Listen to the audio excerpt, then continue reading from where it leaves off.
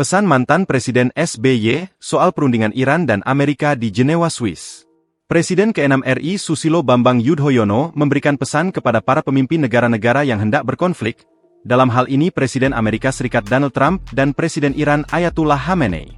Melalui akun Twitter SB Yudhoyono, Jumat, 27 Februari 2026, malam, SBY memberikan perhatian terkait perundingan antara pemerintah AS dengan Iran yang sedang terjadi di Jenewa, Swiss.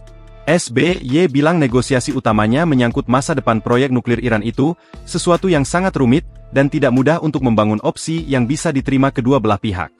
Kepentingan kedua negara sangat berbeda.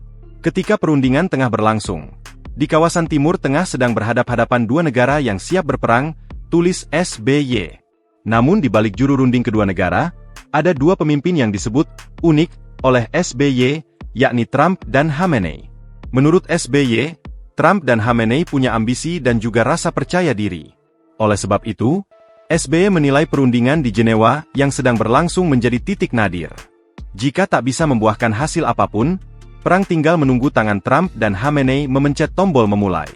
Pendapat saya, terjadinya perang yang seolah diniscayakan itu, bisa iya, bisa tidak. Apalagi kalau para jenderal di kedua belah pihak, terus mengawal pengambilan keputusan para pemimpinnya. Trump dan Khamenei tidak akan gegabah dalam memerintahkan tentaranya untuk berperang.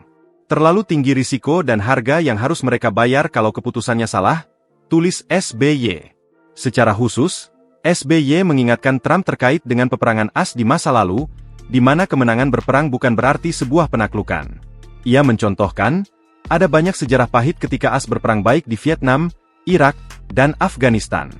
Dalam teori perang, Amerika Serikat mungkin menang di Irak, tetapi bukan berarti Irak telah ditaklukkan sepenuhnya. Saat perang tersebut terjadi, hasilnya adalah yang menang jadi arang, yang kalah jadi abu. Terlebih saat ini, Iran memiliki kesiapan yang lebih baik dari sisi senjata nuklir. SBY dalam pesannya mengatakan, selama 30 tahun menjadi seorang prajurit dan bertempur untuk membela negara, suksesnya sebuah perang ditentukan dari hati dan pikiran para prajurit. Download Tribun X sekarang. Menghadirkan lokal menjadi Indonesia.